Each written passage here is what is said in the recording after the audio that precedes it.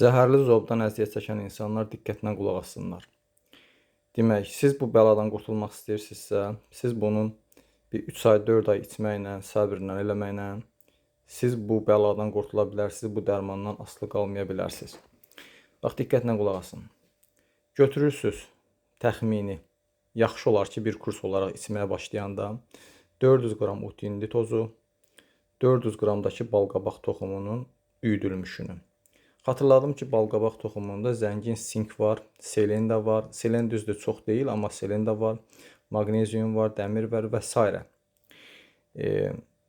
Bu bizim qalxanvari vəzi çalışdırmaq üçün gözəl bir vasitədir. Yəni, bu düzdür, çox şeylər var da. Mən ucuz, əl çatan şey sizə deyirəm ki, siz bunu eləyə biləsiniz inşallah. Bunu bir-birinə qarışdırırsınız. Bundan səhər axşam tam dolu olmayan yüngül çay qaşığı ağza atıb bir stəkan suyuna içirsiniz. Əgər mədənizdə narahatçılıq varsa, o zaman siz bunu yeməkdən 1 saat sonra eləyin. Bir də alırsınız bir yarım kiloqram yoğurt otu. Bundan da səhər axşam bir orta xörək qaşığı bir stəkan suda dəmləyirsiniz. Bunu da içirsiniz. Yarım kiloqram qutarına qədər də bir kurs olaraq bunu eləyin. Bir də ki, D vitamini mütləq içmək lazımdır. Məsləhət görürəm Venatura içəsiniz. Bu da gözəldir. İndi baxın da, yəni mən bunu məsləhət görürəm. Bu məndə çox gözəl fayda verdi. Belə deyim də, zeytun yağında hazırlanıb, təbiidir.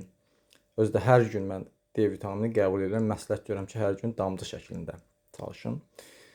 Belə. İndi yenə də məsləhət sizindir. İndi başqa yerdən də ala bilərsiniz, amma qaldırın D vitamini. Heç olmasa bir 70, 80, 90, 100-ü keçməsin. D vitamini az olanda qalxanvari vəz çalışmayacaq düzgün şəkildə. Və bir də utindi yağı ilə qalxanvari vəzin üzərini, ətraflarını masaj eləmək lazımdır. Utindi yağı ilə masaj eləyə bilərsiniz. Çünki qalxanvari vəzin gözəl çalışmasını, qanlanmasını təmin eləmək üçün.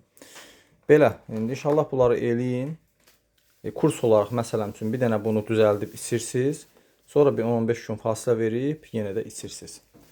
Bir 3 ay, 4 ay belə səbirlə için. Şirniyyatı ağ çörək həyatınızdan çıxadın, onu çıxartmazsınız qalxanvari vəz düzəlməyəcək.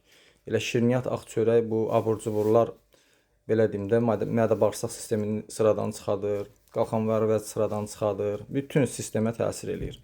Onu da həyatınızdan çıxadın, bir dəfə də bağırsaq təmizlənməsi elin, yeni qan yaransın, toxunmalar yenilənsin.